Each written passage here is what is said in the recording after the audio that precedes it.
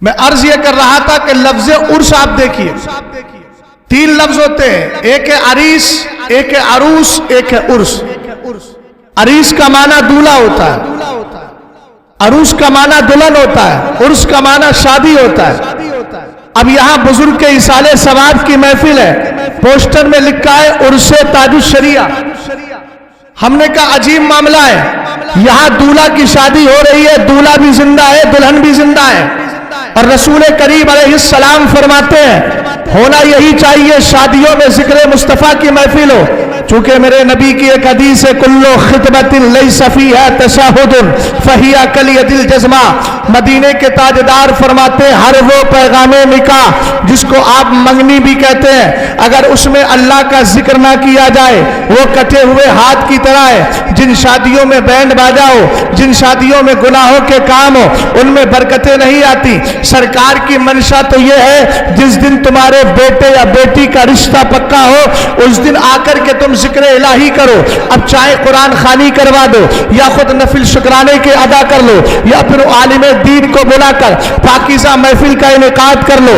جن حضرات نے اس کا انعقاد کیا ہے وہ قابل مبارکباد ہے، اور جہاں انعقاد کیا وہ بھی بڑی پاکیزہ زمین ہے۔ میرے نبی علیہ السلام کے صحابی حضرت ابو ہریرہ کہتے ہیں نبی علیہ السلام نے فرمایا وَمَا اجْتَمَعَ قَوْمٌ فِي بَيْتٍ مِّن بُيُوتِ اللَّهِ یتلون کتاب اللہ ویتدارسونہ فیما بینہم الا نزلت علیہم السکینہ وغشیتہم الرحمہ وحفتہم الملائکہ وذکرہم اللہ فی من عندہ، او کما قال علیہ السلام۔ سرکار نے ارشاد فرمایا اگر لوگ جمع ہو جائیں اللہ کے مقدس گھر میں، آپ دیکھ رہے ہیں ہم اس وقت نگینہ مسجد کے اندر موجود ہے، یہ اللہ کا مقدس گھر ہے اس لیے کہ مسجد بیوت اللہ ہے۔ رسول کریم علیہ السلام نے فرمایا بیٹھ جائیں، جمع ہو جائیں، قرآن پاک کی تلاوت ہو۔ میں نے جیسے ہی خطبے کا آغاز کیا اس کے بعد میں نے قرآن کی تلاوت کی، یہ بھی فٹ ہو گیا مسئلہ، پوری طریقے سے منطبق ہو گئی یہ بات کہ ہم جمع بھی ہیں، اللہ کے مقدس قرآن کی تلاوت بھی ہوئی ہے۔ وَيَتَدَارَسُونَهُ فِيمَا بَيْنَهُمْ، سرکار نے ارشاد فرمایا ایک دوسرے سے بیٹھ کر سبق لیں، ایک دوسرے سے بیٹھ کر دین کی بات سیکھیں۔ ایسی محفل میں بیٹھنے والے جو ابھی دائیں بائیں گھوم رہے ہیں اس محفل کے وقار کو سمجھیں، انشاءاللہ الرحمن جب یہ جملے ان کے کان سے ٹکرائیں گے پھر باہر نہیں جائیں گے، ادھر ادھر نہیں گھومیں گے، اس پاکیزہ محفل میں آئیں گے۔ مدینے کے تاجدار فرماتے ہیں جو اس محفل میں آ کر بیٹھ جاتا ہے، جو اس میں آ کے جمع ہو جاتا ہے اس کو اللہ 4 انعام عطا فرماتا ہے۔ پہلا الا نزلت علیہم السکینہ، بیٹھنے والوں کے دل پر چین و سکون اترتا رہتا ہے۔ دوسرا انعام یہ ہے وغشیتہم الرحمہ، اللہ کی رحمت بیٹھنے والوں کو چھپا لیتی ہے۔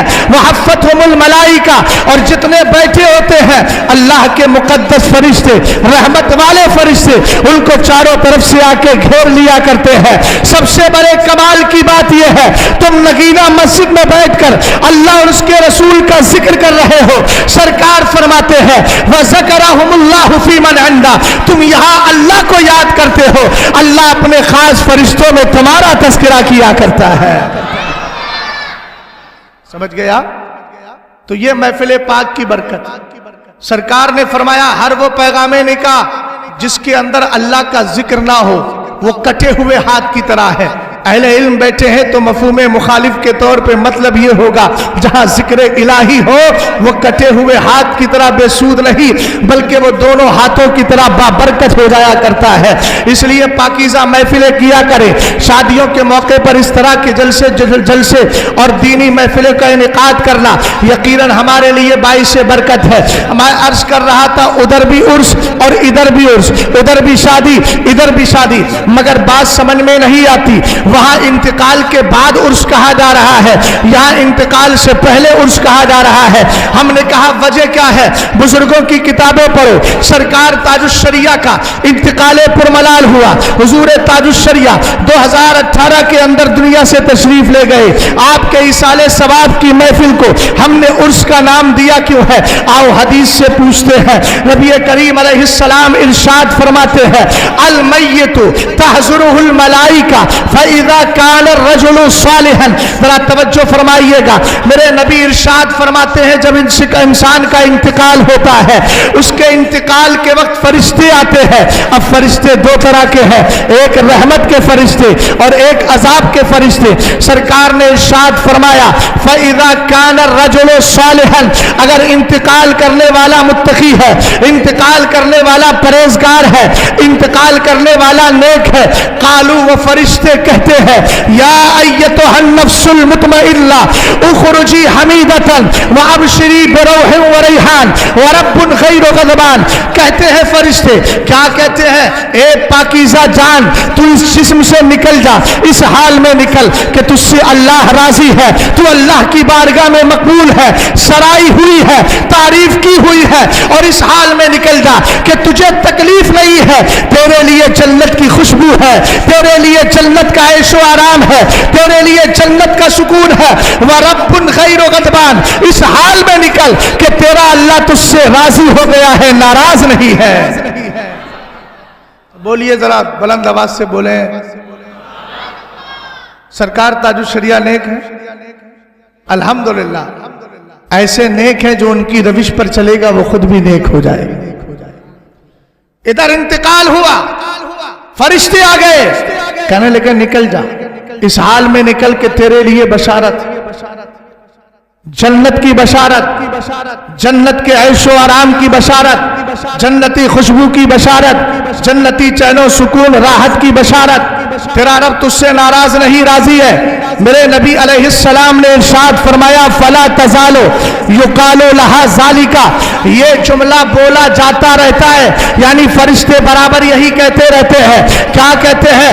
اخرجی حمیدۃ وابشری بروح وریحان. یہ فرشتے بولتے رہتے ہیں نکل جا اس حال میں کہ تو اللہ کی بارگاہ میں مقبول ہے. اے پاکیزہ جان, نکل جا اس حال میں کہ تیرے لیے جنت کی خوشخبری ہے.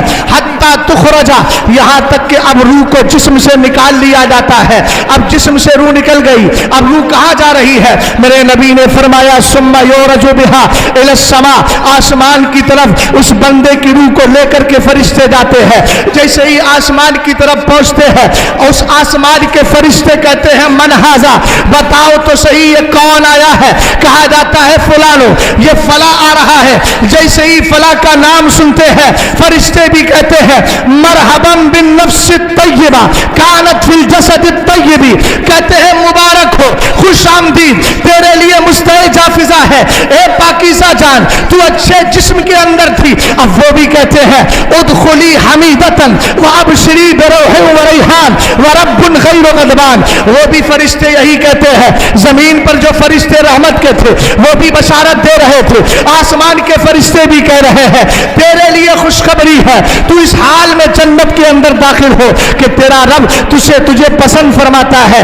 اس حال میں جنت میں داخل ہو کہ تیرے لیے جنت کا عیش و آرام ہے, تیرا رب تجھ سے ناراض نہیں ہے. میرے نبی علیہ السلام نے فرمایا فلا تزالو یقال لہا ذالکا حتی تنتہی الی السماء التی کان اللہ فیہا. رسول کریم علیہ السلام کہتے ہیں یہ فرشتے کہتے رہتے ہیں, آسمان کے فرشتے پہلے زمین پر آئے تھے جو فرشتے وہ کہہ رہے تھے بشارت ہے, آسمان میں پہنچا, آسمان کے فرشتے کہہ رہے ہیں تیرے لیے جنت کی بشارت ہے. یہاں تک کہ اس بندے مومن کی روح اس آسمان تک پہنچ جاتی ہے جس آسمان سے کائنات کے نظام کو چلایا جاتا ہے. ہمارے سنی علماء نے کہا ہم بزرگ کے انتقال کے دن کو عرس اور شادی اور خوشی کا موقع اس لیے کہتے ہیں کہ آج اس کو دنیا سے جانے کے بعد غم کا سامنا نہیں, جنت کی بشارت مل رہی ہے, مدینے والے کا فضل ہو رہا ہے. یہاں شادیاں ہوتی ہیں تو بیوی کی سوغات ملتی ہے, اور ادھر ولی کے انتقال پر اس کی قبر پر رحمت و نور کی بارشیں ہو جایا کرتی. سمجھ گئے آپ؟ کون کہتا ہے کہ مومن مر گیا؟ اور پیار سے بولیں, ایک بار اور بولیے سبحان اللہ. آپ کہیں گے مولانا 3 بار کیوں؟ میں نے کہا 100 بار بھی کرواؤں تو جرم تھوڑی کر رہا ہوں, اچھا ہی کام کر رہا ہوں. آپ کہیں گے 3 بار کیوں؟ میں نے کہا نہ جانے کون سی بار قبول ہو جائے. اللہ تعالیٰ قبول فرما لے وہی سب سے بہتر عمل ہے. آگے بڑھیں, اجازت ہے؟ آگے بڑھا جائے؟ اچھا ایک ہی آدمی سب کی ترجمانی کر رہا ہے. قراءۃ الامامی قراءۃ اللہو کی کوئی ضابطہ تھوڑی ہے یہاں. سب بول سکتے ہیں, نماز کا مسئلہ نہیں ہے, خارج نماز کا مسئلہ ہے, بول سکتے ہیں. شروع آگے بڑھوں. اللہ سلامت رکھے آپ کو. حضور تاج الشریعہ کے عرس پاک کی تقریب کا موقع ہے. لوگ آ رہے ہیں, کشا کشا کھنچتے چلے آ رہے ہیں, اور آئیں گے. کچھ پہلے آ گئے, کچھ ابھی آئے ہیں, کچھ بعد میں آئیں گے. اہل علم بھی آئے ہیں, عوام بھی آئی ہے. آپ کہیں گے مولانا وجہ کیا ہے؟ میں نے کہا آپ آئے نہیں ہیں, محبت ولی آپ کو کھینچ لائی ہے. آخر وجہ کیا ہے؟ سنیوں کے یہاں پر کبھی 11ویں ہے, کبھی 12ویں ہے. سنیوں کا مزاج یہ ہے, کبھی اجمیر گئے تو خواجہ پاک کا فیض لیا. 11ویں کا مہینہ آیا تو سرکار سیدنا خواجہ سرکار سیدنا عبد القادر جیلانی کا فیض لے لیا. 25 سفر آیا تو بریلی شریف چلے گئے. 7 تاریخ آئی, عرس تاج الشریعہ میں شرکت کر لی. اپنے یہاں بزرگوں کے یہاں پر حاضری دے لی. میں نے کہا اصل میں یہ ضابطہ پہلے سے بن چکا ہے, یہ مقدر ہو چکا ہے کہ تم ایسا کرو گے, اور بد عقیدہ جاتا نہیں, اس لیے کہ اس کی تقدیر میں نہ جانا ہے اور ہماری تقدیر میں جانا ہے. آئیے ذرا پیچھے پلٹتے ہیں. یہ محبت آئی کہاں سے ہے اور کب پیدا کی گئی ہے؟ مشکات شریف کی حدیث پاک کو سنیں. مدینے کے تاجدار سرکار دو عالم ارشاد فرماتے ہیں, اور حدیث کی راویہ کون ہے؟ حضرت ام المومنین عائشہ صدیقہ رضی اللہ تعالی عنہا, جن کا عالم یہ ہے کہ اعلیٰ حضرت نے مطلع القمرین میں ہل کے متعلق ایک حدیث ذکر فرمائی کہ ایک دن حضرت عبداللہ ابن عباس رضی اللہ تعالی عنہما ان کی بارگاہ میں حاضری دینے کے لیے آئے. آپ نے خادم سے کہا جاؤ جا کر کے کہنا انی اجدو غمن و کربن و انی مشفقۃ مما اخاف علی. آج میں ملاقات نہیں کروں گی اس لیے کہ آج میں غم میں ہوں, آج مجھے جہنم کی یاد آ گئی ہے, اس لیے میں غم زدہ ہوں. حضرت عبداللہ ابن عباس نے کہا میں لوٹ کر جانے والا نہیں, میں تو حاضری دے کر کے جاؤں گا. آپ نے جب اسرار پیہم دیکھا, بار بار آپ نے ان کا مطالبہ دیکھا, گزارش کی اجازت دے دی. حضرت ام المومنین عائشہ صدیقہ کی بارگاہ میں آئے. آنے کے بعد کہا ام المومنین کیا وجہ ہے؟ کہتی ہے انی اجدو غمن و کربا و انی مشفقۃ مما اخاف علی. کہا آج میں غم میں ہوں, مجھے قیامت کی یاد آ گئی ہے, مجھے جہنم کی آگ یاد آ گئی ہے, اس لیے میرا دل ملنے کو نہیں کر رہا تھا. حضرت عبداللہ ابن عباس نے کہا آپ غمزدہ کیوں ہوتی ہیں؟ انی سمعت رسول اللہ صلی اللہ علیہ وسلم یقول, کہا میں نے اپنے کانوں سے سنا ہے کہ مدینے کے تاجدار نے ارشاد فرمایا عائشہ تو زوجی فی الجنہ, فرمایا عائشہ جنت کے اندر بھی میری بیوی رہے گی. آپ غمزدہ ہیں, آپ کو جنت کے جہنم کی فکر ستا رہی ہے. لا لا لا, وَكَانَ رَسُولُ اللَّهِ أَكْرَمَ عَلَى اللَّهِ مِنْ أَنْ يُزَوِّجَهُ جَمْرَةً مِنْ جَمَرِ جَهَنَّمَ. فرمایا اللہ تعالی اس سے کہیں بلند و بالا ہے کہ اپنے نبی کے نکاح میں کسی جہنمی عورت کو دے. یعنی اللہ تعالیٰ کبھی کسی جہنمی عورت کو اپنے نبی کے نکاح میں نہیں دے گا. اونچا بولے نہیں دے گا.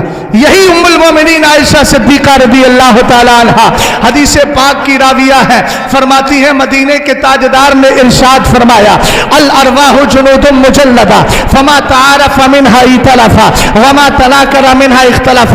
اہل سنت والجماعت, اور میری آواز اس کے مائک کے توسط سے جہاں جہاں جا رہی ہے ذرا بات کو غور سے سنیے گا. ذہن و دماغ کے دریچے, دل کی کھڑکیاں کھول کر اس حدیث کو دل میں بسا کے اور مرتے دم تک اس کو ذہن و دماغ میں بٹھا کے رکھیے گا. رسول کریم علیہ السلام فرماتے ہیں الارواح جنود مجلدہ, فرمایا یہ روحیں عالم ارواح میں, روحوں کی دنیا میں. اور آسان کرتا ہوں, جب حضرت آدم بھی نہیں آئے تھے, حضرت شیس بھی نہیں آئے تھے, نہ نبیوں کی جماعت تھی نہ رسولوں کی, نہ انسانوں کی جماعت تھی نہ ولیوں کی, نہ اقطاب تھے نہ ابدال, نہ اغواس تھے نہ اوتاد, نہ افراد تھے نہ نجبا, نہ اتقیاء تھے نہ صلحاء, نہ متقین تھے نہ صالحین, کوئی نہیں تھا. اللہ نے صرف روحوں کو پیدا فرمایا تھا. اللہ کے رسول فرماتے ہیں جب اللہ نے روحوں کو پیدا فرمایا تو یہ ساری روحیں روحوں کی دنیا میں جمع کر دی گئی تھی, اور سب کی روحیں موجود تھی. عبد القادر جیلانی کی روح موجود تھی, ہم جیسے دیوانوں کی روح موجود تھی, خواجہ معین الدین چشتی کی روح موجود تھی, ہم جیسے غلاموں کی روح موجود تھی. سرکار فرماتے الارواح جنود मुजल्लदा, सारी रूहों को ऐसे जमा कर दिया गया था जैसे छावनी के अंदर फौजियों को जमा किया जाता है, एक का क्वार्टर इधर है, एक का क्वार्टर इधर है, इसी तरीके से रूहें जमा थी। अब अगले जुमले पे तवज्जो चाहूंगा। हमारे सदर साहब बैठे हैं, मौलाना वासिफ साहब बैठे हैं। अचानक मेरी मुलाकात मान लीजिए राजकोट में हुई, जैसे ही चेहरे पे नजर पड़ी फौरन मुस्कुराने लगे। मैंने इनको देखा, इन्होंने मुझे देखा। तीसरा बंदा कहने लगा मुस्कुरा क्यों रहे हैं? तो कहने लगे, एक दूसरे ने जवाब दिया, मुस्कुरा इसलिए रहे हैं कि ये मुझे पहचानते हैं, मैं इन्हें पहचानता। समझे मेरी बात को?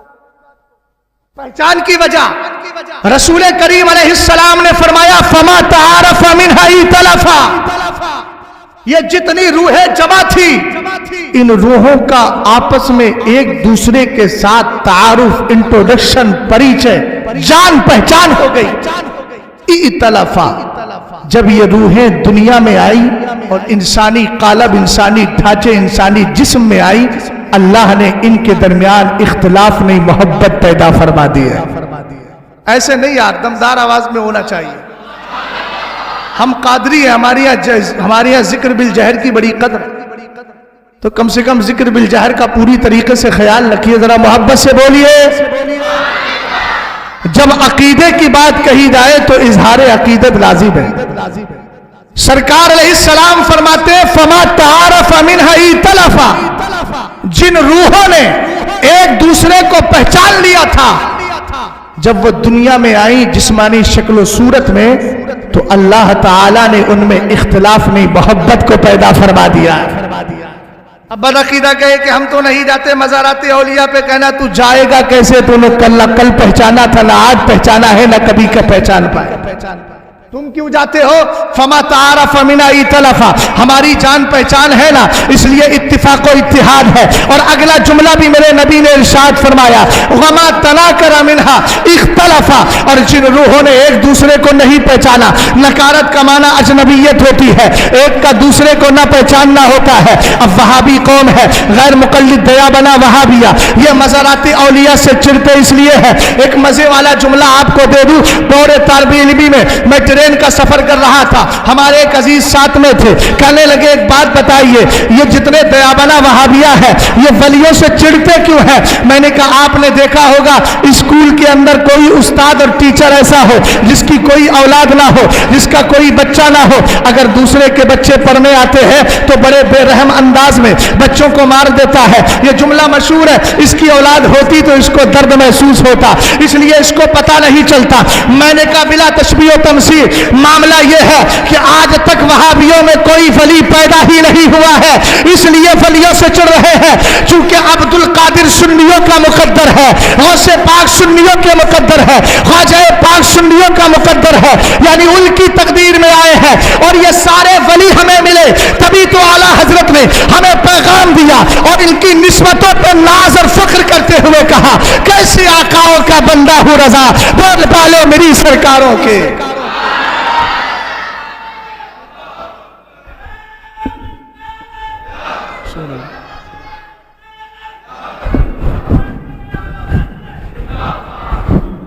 तवज्जो है, इसलिए बदअकीदा जाता नहीं और सुन्नी रुकता नहीं, क्योंकि जान पहचान पुरानी।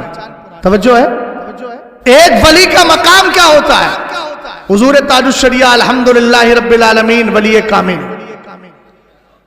किसी को डाउट हो, लेकिन मुझे तो अल्हम्दुलिल्लाह इस तरह यकीन है जितना मुझे अपने वजूद के बारे में।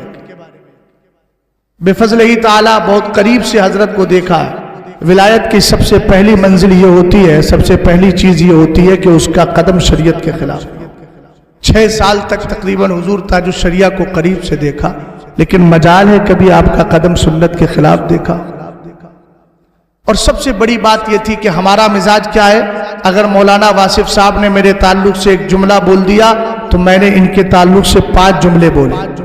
लेकिन ताजुश शरिया को मैंने देखा कि बहुत सारे लोग कहते थे हजरत फला ये कह रहा है, फला ये कह रहा है, हुजूर ताजुश शरिया को जवाब ही नहीं देते थे। लेकिन जब शरीयत की बात आती थी तो जबान खामोश नहीं, चलने लगती। यही सबसे बड़ा कमाल होता है, हुब्बु फिल्लाह वल बुग़्ज़ु फिल्लाह।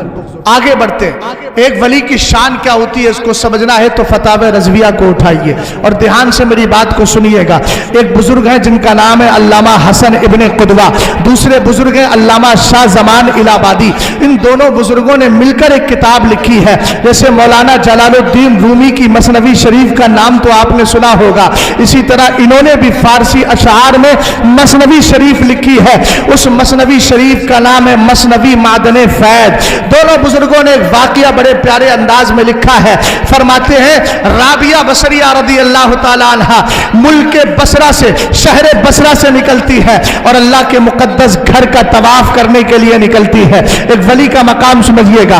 رابعہ بصریہ اپنے گھر سے پیدل پیدل سفر کر رہی ہے، راتوں میں عبادت بھی کرتی جا رہی ہے، راستے میں نوافل کی کثرت بھی ہے، عبادت بھی ہے، ذکر خیر بھی ہے۔ لمبا سفر کیا تھا، ہماری طرح پلین کا سفر نہیں تھا کہ 4 گھنٹے میں یہاں سے اڑے اور جدہ پہنچ گئے، بلکہ عرصے دراز لگا آپ کو۔ لیکن جیسے ہی حدود حرم میں آپ کا داخلہ ہونے والا تھا، انٹری ہونے والی تھی، آپ کے ایام حیض ناپاکی کے دن شروع ہو جاتے ہیں۔ حضرت رابعہ بصریہ نے قدم کو پیچھے کھینچ لیا، اس لیے کہ خانہ کعبہ مسجد میں ہے اور مسجد میں نہ کوئی ناپاک مرد آ سکتا ہے نہ کوئی ناپاک عورت آ سکتی ہے، اور عورتوں کا داخلہ تو اس لیے منع ہے تاکہ فتنے سے بچا جائے، ان کا تو ویسی بھی ممانعت اور ان کے داخلے پر پابندی ہے۔ بہرحال مسئلہ یہ ہے کہ کوئی ناپاک مسجد میں نہیں آ سکتا۔ حضرت رابعہ بصریہ کے دل میں خیال آیا اب اللہ کے مقدس گھر میں تو جا نہیں سکتی، اب کیا کروں؟ رابعہ بصریہ دخول حدود حرم سے پہلے ہی رک جاتی ہے اور آنکھوں میں آنسو آ جاتے ہیں۔ حضرت رابعہ بصریہ رونے لگتی ہے، اے مولا اتنا لمبا سفر تیرے مقدس گھر کے دیدار کے لیے کیا تھا، لیکن اب میرے ناپاکی کے دن شروع ہو گئے، اب کیا کروں؟ رابعہ بصریہ کی آنکھوں میں آنسو آئے، روتے روتے روتے روتے آپ سو جاتی ہے۔ جملے کو ضائع مت کرنا، آپ کی آنکھ سو جاتی ہے لیکن ادھر قسمت جاگ جاتی ہے۔ رابعہ بصریہ لیٹی ہے، اللہ نے خانہ کعبہ سے کہا اے کعبہ اپنے در و دیوار کے ساتھ جا جہاں رابعہ لیٹی ہے۔ رابعہ تو میرے قانون اسلام کی بنیاد پر نہیں آئے گی، لیکن تو خود جا اور جا کر رابعہ کا طواف کیا کر لے، رابعہ کا طواف کر۔ اب خانہ کعبہ نے رب کی بارگاہ میں عرض کی مولا ایک بندی اتنے بندے سب میرا طواف کرنے آئے اور میں اس کے طواف کے لیے چلا گیا در و دیوار ادھر، تو پھر جو آئے ہیں اہل نظر اصحاب کشف و کرامت وہ مجھے نہیں پائیں گے تو ان کو فیض کیسے ملے گا؟ رب کی بارگاہ سے جواب ملا کہ جو تیرا طواف کرے گا اس کو 1 حج کا ثواب دوں گا، اور جو زمین رابعہ کا طواف کر لے گا اس کو 70 حجوں کا ثواب عطا فرماؤ۔ اب اہل علم بیٹھے کہیں گے مولانا یہ طریقت کی بات سنا کر کے آپ جا رہے ہیں، تو میں نے کہا شریعت بھی سن لیجئے۔ صاحب بحر الرائق کا نام تو سنا ہی ہوگا، بڑے پیارے انداز میں آپ نے ایک مسئلہ بیان کیا، الکعبۃ اذا رفعت عن مکانہا لزیارت اصحاب الکرامہ فتجوز صلاۃ المتوجہین الی ارضها۔ مثال کے طور پر کوئی ولی گیا خانہ کعبہ کا طواف کرنے کے لیے، اور جیسے ہی خانہ کعبہ کی طرف بڑھا تو دیکھا نہ رکن شامی ہے نہ رکن عراقی ہے، نہ رکن شامی نہ عراقی، اور نہ ہی خانہ کعبہ کا دروازہ ہے، نہ اس کی جدار قبولیت ہے، اس کی کوئی دیوار وہاں ہے ہی نہیں، ساری عمارت تو کہیں چلی گئی ہے۔ ہم نے کہا یہی تو صاحب بحر الرائق ہے، جو مسئلے کی کتاب ہے، جو فتوے کی کتاب ہے، جس کو دیکھ کر مفتیان اکرام فتویٰ لکھتے ہیں۔ وہ کہتے اگر کعبہ اپنے در و دیوار کے ساتھ اٹھا لیا جائے اور کہاں بھیج دیا جائے، فرمایا لزیارت اصحاب الکرامہ، اللہ کے ولیوں کے دیدار کے لیے چلا جائے، تو اگر کوئی آدمی وہاں پہنچتا ہے اور وہاں دیوار ہے ہی نہیں، وہاں کعبے کی عمارت نہیں، اب نماز پڑھے تو کیسے پڑھے؟ اس لیے کہ مسئلہ ہے آپ نگینہ مسجد میں نماز پڑھیں گے تو کہیں گے منہ میرا طرف کعبہ شریف کو، لیکن جب آپ خانہ کعبہ ہی میں پہنچ گئے تو عین کعبہ، اصل کعبہ، عمارت کعبہ، اس کی نیت کرنا ضروری ہے، اس لیے کہ اب جہت سے کام نہیں چلے گا، اب تو اصل کعبہ سامنے آ گیا ہے اور کعبے کی دیوار تو ہے ہی نہیں، کعبے کی عمارت تو ہے ہی نہیں، تو اب کیسے نماز پڑھے؟ صاحب بحر الرائق نے کہا تجوزو صلاۃ المتوجہین الی ارضھا، اس کی زمین کی طرف چہرہ کر کے نماز پڑھ لو، نماز ہو جائے گی۔ صاحب بحر الرائق کو یہ مسئلہ لکھنے کی ضرورت اسی لیے آئی چونکہ وہ بھی جانتے تھے کعبہ کبھی کبھی ولیوں کے دیدار کے لیے چلا جاتا۔ سمجھ میں آئی بات؟ اور رابعہ بصریہ کا کمال بہت بڑا کمال، لیکن یہ کمال کب حاصل ہوا، کعبہ کب طواف کرنے آیا؟ جب وہ شہر بصرہ کو چھوڑ کے مکہ شریف آ گیا۔ مگر کیا شان ہے ولیوں کے سردار عبد القادر جیلانی، سارے اقطاب جہاں کرتے ہیں کعبے کا طواف، کعبہ کرتا ہے طواف دربار۔ آگے بڑھتے، کتاب کا نام ہے ابن ماجہ۔ قرآن کے بعد جو حدیث کی 6 کتابیں ان میں سے ایک کتاب ہے ابن ماجہ، بڑی پیاری حدیث۔ حدیث کے راوی ہے حضرت عبداللہ ابن عمر جو متبع سنت کے لقب سے مشہور تھے، حضرت عمر فاروق اعظم کی خاص تربیت جن کو حاصل تھی۔ وہ فرماتے ہیں رأیت رسول اللہ صلی اللہ تعالی علیہ وسلم یطوف بالکعبہ۔ حدیث کو سنانے سے پہلے ایک مسئلہ آپ سے معلوم کر لیتا ہوں، اگر آپ سے کوئی یہ سوال کرے ولی کا مقام بڑا ہے کہ کعبے کا، نگینہ مسجد میں بیٹھے ہوئے عوام اہل سنت آپ بتائیے، آپ سے اگر سوال کیا جائے کعبہ افضل ہے یا ولی افضل ہے تو آپ کیا جواب دیں گے؟ کوئی کہے گا کعبہ افضل ہے، کوئی کہے گا ولی افضل ہے۔ مگر اعلیٰ حضرت سے پوچھتے ہیں امام اہل سنت آپ بتائیے، میرے امام نے جواب میں کہا ہر ولی کعبہ معظمہ سے افضل ہے، ولی کا مقام کعبے سے افضل۔ اب اعلیٰ حضرت جیسی ذات اگر کوئی مسئلہ بیان کرے تو بغیر دلیل کے نہیں چلتا۔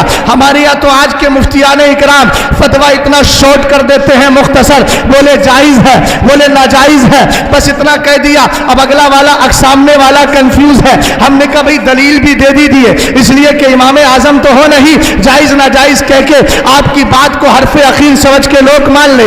اصول یہی ہے کہ دلیل دینا چاہیے تاکہ دلیل سے بات پوری طرح انسان کو مطمئن کر دے۔ رسول کریم علیہ السلام کے دیوانوں، اعلیٰ حضرت جیسی ذات اتنا جملہ لکھ کے بس نہیں کرتے، بلکہ امام اہل سنت تو وہ ہے اگر قسمیں نکالنے پر آتے ہیں پانی کی تو اتنی قسمیں نکال دیتے ہیں کہ پانی بھی خود پانی پانی ہو جاتا ہے۔ یہ اعلیٰ حضرت ہے، اگر بیان کرتے ہیں کسی بندر کا واقعہ ہے تو غور فرمائیے گا، اس پر بھی اعلیٰ حضرت دلیل دیتے ہیں۔ ملفوظ شریف کو پڑھیں، اعلیٰ حضرت فرماتے ہیں میں اپنے گھر کے اندر سرکار کا میلاد پڑھ رہا تھا، الحمدللہ رب العالمین، ہم بھی سرکار کا میلاد پڑھتے ہیں، اعلیٰ حضرت بھی میلاد پڑھ رہے ہیں۔ کہتے ہیں میلاد پڑھتے پڑھتے میں نے دیکھا میرے گھر کی دیوار پر ایک بندر آ کر کے بیٹھ گیا۔ پور بندر کے سنی مسلمانوں ذرا غور کرنا اس جملے پر، ایک بندر آیا اور آنے کے بعد بیٹھ جاتا ہے۔ اعلیٰ حضرت کہتے ہیں میں میلاد مصطفیٰ پڑھتا رہا، سامعین سنتے رہے، بندر بھی سنتا رہا۔ حیرت کی بات یہ ہے کہ جب قیام تعظیمی یعنی سلام کے لیے ہم کھڑے ہوئے تو بندر بھی اپنے مخصوص انداز میں کھڑا ہو جاتا ہے۔ اعلیٰ حضرت کہتے ہیں جب تک سلام ہوتا رہا بندر مخصوص انداز میں کھڑا رہا۔ سبحان اللہ سبحان اللہ۔ یہ اعلیٰ حضرت امام اہل سنت اپنی بات اپنا واقعہ ذکر کرتے ہیں۔ اس واقعے کو مکمل کرنے کے بعد اعلیٰ حضرت نے دلیل بھی دے دی۔ آپ کے ذہن میں سوال آتا ہوگا اس بندر کو کس نے بتایا کہ یہ مدینے کے تاجدار کی محفل ہے؟ اس بندر کو کس نے بتایا کہ یہ مصطفیٰ کی پاکیزہ محفل سری ہوئی ہے؟ تب اعلیٰ حضرت نے حدیث ذکر کی، سرکار ارشاد فرماتے ہیں ما من شیء الا ویعلم انی رسول اللہ الا مردۃ الجن والانس۔ فرمایا وجہ یہ ہے کہ سرکش جن اور سرکش انسانوں کے علاوہ کائنات کی ہر چیز یقین رکھتی ہے کہ اللہ نے مصطفیٰ کو رسول بنا کر کے بھیجا ہے۔ اچھا ایک حدیث اور یاد آ رہی ہے، اگر کہو تو سنا دو، لیکن اہل علم کی خاموشی ذرا تھوڑا سا مجھے میرے حوصلے کو پست کر رہی ہے۔ آپ کچھ بولیے اس لیے کہ مقتدیٰ کو دیکھ کے مقتدی بھی بولے۔ مقتدیٰ جب بولتا ہے امام صاحب آپ بولیے تاکہ مقتدی سب بول جائے، یہ بھی سب آپ کے مقتدی ہوں گے تقریباً، ہے کنٹینو صحیح لیکن کبھی کبھی آئے جاتے ہیں۔ محبت سے بولیے سبحان اللہ۔ اب امام صاحب نے بول دیا تو اب یہاں تھوڑی ہے تسبیح الامامی تسبیح لکم، یہاں تھوڑی چلے گا، بولیے ذرا آپ بھی سبحان اللہ۔ یہ سوچ رہے ہیں کہ جیسے امام صاحب قرات کرتے ہیں ہم خاموش کھڑے رہتے ہیں، اب انہوں نے بول تو دیا، سب کی طرف سے ہو گیا۔ حالانکہ آپ ثواب پہنچا دیجیے گا، ایصال ثواب انتقال کے بعد ہی تھوڑی، قبل انتقال بھی ہو سکتا ہے۔ کیا خیال ہے، ہو سکتا ہے کہ نہیں ہو سکتا ہے؟ ابھی اللہ تعالیٰ ثواب کا مالک بنا دیتا آپ کے، اللہ اس کا ثواب ان کو دے دے۔ لوگ تو یہی سمجھتے ہیں انتقال کے بعد ہی ایصال ثواب ہوگا، اگر کر دو تو پھر بڑے پریشان ہو جاتے ہیں کہ دیکھو ہمیں کیا کیا تصور کر لیا۔ خیر کوئی بات نہیں، سب سے سچا انسان تو وہ ہے جو زندہ رہتے ہوئے بھی مر جائے، اور زندہ رہ کر مرنے والا وہ شخص ہوتا ہے کہ جو اپنے نفس کے ساتھ جہاد کرتا ہے، رہتا دنیا میں ہے لیکن دنیا کی لذتوں سے خود کو محروم کر لیا کرتا ہے۔ غور فرما رہے ہیں آپ؟ ایک حدیث مجھے یاد آ گئی، بخاری شریف کی حدیث پاک ہے، قبیلہ بنی سلیم۔ چونکہ میں نے ابھی ایک واقعہ سنایا اعلیٰ حضرت کا، اور یہ اعلیٰ حضرت نے یہ حدیث بھی اپنی کتاب جزا اللہ عدوہ بإبائی ختم النبوہ کے اندر تحریر فرمائی۔ حضرت عمر فاروق اعظم رضی اللہ تعالیٰ عنہ حدیث کے راوی ہے۔ رسول کریم علیہ السلام کی بارگاہ میں قبیلہ بنی سلیم کا ایک دیہاتی آیا، تھیلا پکڑے ہوا تھا، اور تھیلے کے اندر کوئی چیز موجود تھی۔ حضور کی بارگاہ میں آ کر کے کہنے لگا اگر یہ آپ کو رسول مان لے تو میں بھی رسول مان لوں۔ چیلنج کیا نبی کریم علیہ السلام کو۔ حضور پاک نے ارشاد فرمایا ٹھیک ہے۔ اب میرے نبی علیہ السلام نے اس جانور کی طرف جس کو اردو زبان میں گوہ کہا جاتا ہے، گوہ ایک جانور ہوتا ہے نیولے اور بچھکپڑی کی طرح، اس کو گو بولا جاتا ہے، عربی میں اس کو دب بولا جاتا ہے۔ بات یہ چل رہی ہے کائنات کی ہر چیز جانتی ہے کہ آپ اللہ کے رسول ہیں، اسی پر دوسری دلیل دے رہا ہوں۔ نبی کریم علیہ السلام کی بارگاہ میں وہ آیا، تھیلا کھولا، جانور چھوڑ دیا، زندہ جانور تھا، گوہ کو جنگل سے شکار کر کے لایا تھا، تھیلا اس کا، گو اس کی، شکار اس کا، نبی کی بارگاہ میں لے کر کے آ گیا۔ کہنے لگا اگر یہ رسول مان لے تو میں بھی رسول مان لوں گا۔ آقا کریم علیہ السلام نے فرمایا ٹھیک ہے۔ اب ذرا اس حدیث کو سننے سے پہلے اس بد عقیدہ قوم کے اس نظریے کو لاؤ۔ ہو سکتا ہے کبھی حضرت علامہ عبدالستار حمدانی صاحب قبلہ نے اس بات کو بتایا ہو کہ وہابیوں نے لکھا ہے معاذ اللہ کہ نبی کو اردو اس وقت آئی جب دارالعلوم دیوبند سے تعلق ہو گیا۔ ہم نے کہا یہ منہ اور مسور کی دال، یہ بد عقیدہ کہیں گے اور یہ نبی کو سکھائیں گے اردو زبان۔ ہمارا عقیدہ تو یہ ہے سرکار کے وسیلے سے اللہ نے آدم کو ساری زبانوں کا علم دیا ہے، تو میرا نبی کسی زبان سے کبھی محروم رہ ہی نہیں سکتا۔ سرکار کے پاس تو سارے علوم ہے، سرکار تو ساری زبانیں جانتے ہیں۔ یہی وجہ ہے اگر انگریز چاہتا ہے نبی کی بارگاہ میں، مسلمان انگریز، وہ انگریزی میں دعا کر رہا ہے، سرکار اس کی بھی دعا کو سن رہے ہیں اور سمجھ رہے ہیں۔ اگر آپ گجراتی میں جا کے دعا کرے تب بھی مدینے والا سمجھتا ہے، فارسی میں جا کے ملا جامی کہے اکنو میرفم یا رسول اللہ، حضور اب میں جاتا ہوں تو قبر انور سے آواز آئے، بیروف آواز آئی عبد الرحمن جا تو رہے ہو لیکن دوبارہ پھر چلے آنا، اور جب آخری سال ہو تو کہے بیروف اب سلامت مان، جاؤ اور سلامتی کے ساتھ رہنا۔ سب سے زیادہ ہارڈ زبان اگر دنیا میں کوئی ہے تو اس کو عربی زبان کہا جاتا ہے، سب سے پسندیدہ زبان بھی یہی ہے۔ اور نبی کے علیہ السلام کی نگاہ نبوت کا کمال دیکھو، ابے تو کہتا اردو نہیں آتی، معاذ اللہ، ہمارے نبی کا کمال تو یہ ہے نبی ایک جانور پہ نظر ڈال دیتے ہیں تو دنیا کی سب سے ڈیفیکلٹ لینگویج، سب سے سخت زبان بھی اس کو آ جاتی ہے۔ سرکار نے فرمایا یا ضب، عربی میں کہا، اب ادھر سے عربی میں کہا یا ضب، ادھر سے اس نے کہا لبیک و سعدیک یا رسول اللہ۔ ایک میں لبیک و سعدیک یا زین من واف یوم القیامہ، کہنے لگی قیامت کے دولہا بتائے تو صحیح، میں آپ کی بارگاہ میں حاضر ہوں۔ میرے نبی نے فرمایا من تعبد، غور کرنا یہ عربی میں چل رہی ہے بات، سرکار علیہ السلام فرماتے من تعبد، یہ بتا تو کس کی عبادت کرتی ہے، تیرا معبود کون ہے؟ سبحان اللہ۔ تو کہنے لگی الذی فی السماء عرشو وفی الارض سلطانو وفی البحر سبیلو وفی الجنت ثوابو وفی النار عقابو۔ اہل علم جانتے ہیں کتنی اچھی عبارت ہے، مسجع مقفع عبارت۔ ایک جانور میرے نبی کی نگاہ نبوت پڑھنے کی بنیاد پر بول رہا ہے۔ کہنے لگی میرا معبود کون ہے، میرے آقا بتا دوں؟ میرا معبود وہ ہے آسمان میں جس کا عرش ہے، زمین میں جس کی حکومت ہے، سمندر میں جس کا راستہ ہے، جنت میں جس کا ثواب ہے، جہنم میں جس کا عذاب ہے۔ سبحان اللہ بولیے بھائی کم سے کم۔ یہ تو ایک ایک جملہ سبحان اللہ کے لائق بھی ہے، قابل بھی ہے، اور اس میں برکتیں بھی حاصل ہوں۔ توجہ ہے؟ حضور نے پہلا سوال کیا کس کی عبادت کرتی ہے؟ کہنے لگی الذی فی السماء عرش، اس رب کی آسمان میں جس کا عرش ہے، زمین میں جس کی حکومت ہے، سمندر میں جس کا راستہ ہے، جنت میں جس کا ثواب ہے، جہنم میں جس کا عذاب ہے۔ اب چیلنج اس بات پر تھا کہ یہ آپ کو رسول مانتی ہے کہ نہیں؟ آقا کریم علیہ الصلوۃ والسلام کے دیوانوں، سرکار نے پوچھا من انا، اب یہ بھی بتا دے میں کون ہوں، میرے بارے میں بھی تو بتا۔ اگر نہیں مانتی تو کیسے بتاتی، اگر نہیں جانتی تو کیسے بتاتی؟ وہ جانور وہ گوہ بتا رہی ہے، کیا کہتی ہے؟ کہتی ہے انتا رسول رب العالمین وخاتم النبیین قد افلح من صدقک وقد خاب من کذبک۔ کہتی ہے میرے آقا آپ تو اللہ کے رسول ہیں، اللہ کے رسول ہیں، اور آپ آخری نبی بن کر کے آئے ہیں۔ اس نے آپ کا منصب بھی بتا دیا، آپ کے آخری نبی ہونے کا تذکرہ بھی کر دیا، اور اتنا ہی نہیں بیٹھنے والوں کو بتا دیا قد افلح من صدقک، کامیاب وہی ہوگا جو دامن مصطفیٰ سے جڑ گیا ہے۔ بریلی کا امام کہتا ہے انہیں جانا انہیں مانا، نہ رکھا غیر سے کام، للہ الحمد میں دنیا سے مسلمان گیا۔